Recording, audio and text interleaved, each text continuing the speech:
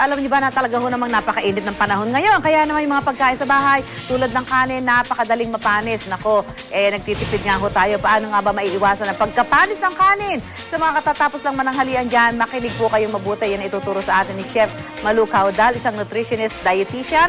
Magandang hapon po sa inyo, Chef. Magandang hapon, Susan. Ayan, nako, ayan ang hubang tamang paraan ng pagtatago ng kanin para hindi ito madaling mapanis. Napapansin ko nga yan, lalo na pag summer. Oo, unang-una, Susan, ang kanin ay potentially hazardous yan. Gaya ng mga pagkain, hindi siya dapat lumalampas ng 4 na oras. Ganun po. Sa pangkaraniwang temperatura. Sapagkat yan ay tutubuan na ng mga molds, tutubuan niya ng microorganisms. Kahit nasa loob siya ng rice cooker o kaldero? Oo, pero kailangan mainit siya. Ibig sabihin, kung naka-warm, pero hindi nagtitipid ka sa kuryente. As soon as lumamig na yan? Yes, magka-count ka na ng 4 hours dyan. Okay, halimbawa, may kanin ka, natira mo sa umaga. Okay. Pwede pa to sa tanghalian. Pwede pa, okay. Basta hindi siya lalampas ng 4 hours, 80% siyang pwede. Pa. Oo. Pero sa hapunan, hindi na talaga po so pwede. hindi na pala pwede. Doon sa susunod na, hindi na siya pwede sa hapunan. Isasangag. Isasangag mo siya, diretso mo na siya isasangag. Ganun din, niluto mo na rin siya. Okay. Kasi may tubig na yan eh.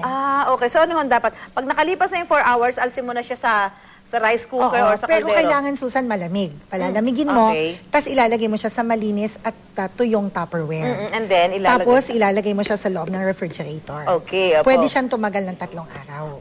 Okay. Tapos yun, pwede inilabas mo sa refrigerator, pwede mo siyang isangag, o kaya kung iinitin mo siya, lalagyan mo lang siya ng konting tubig kasi titigas yan eh. Oo nga, tumitigas. Pero hindi yung ugali natin na pinapatong sa bagong saing. So, tinatamad. Tinatamad.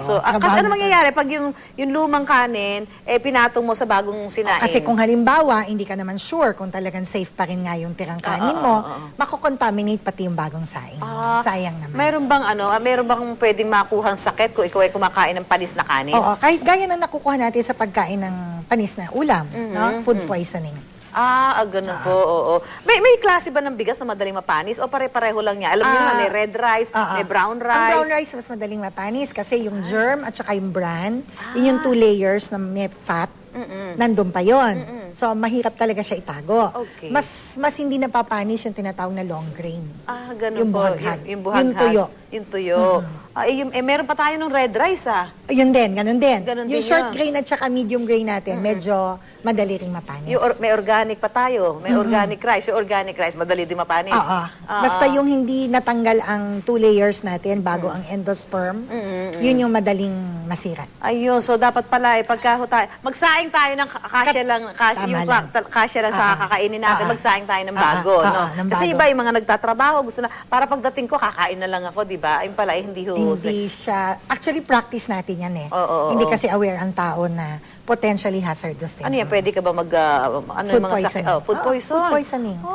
Pwedeng magsimula ka magsuka, magtae, sasakit ang tiyan mo, at yan dapat yan nalulunasan in 24 to 48 hours. Makikita ko, pipilitin, panis ba to? Parang hindi na, pwede pa naman. Kasi kung minsan hindi siya physically evident. Gano'n. Pero may amoy sa texture or minsan hindi pa rin. Ay, hindi mo malalaman. Pero kasi accurate kami kapag thermometer ginagamit namin. Paano mo nalaman pagkapanis?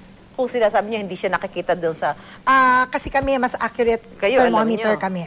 Thermometer. between 41 and 140 yung thermometer degrees. na ginagamit natin? Hindi, yung food thermometer. Yung nilalagay sa kilikili. Food thermometer lang, Susan. Basta importante, alam natin na hanggang 4 na oras lamang yung rice. Kahit ulam. Kahit ulam. So pagka hindi nyo mauubos, palamigin, ilagay sa rep para hindi tayo nagsasayang ng pagkain. Yes, Susan. Okay, maraming salamat, Chef Malu Caudal. Ayan. Salamat din, Susan. Salamat po.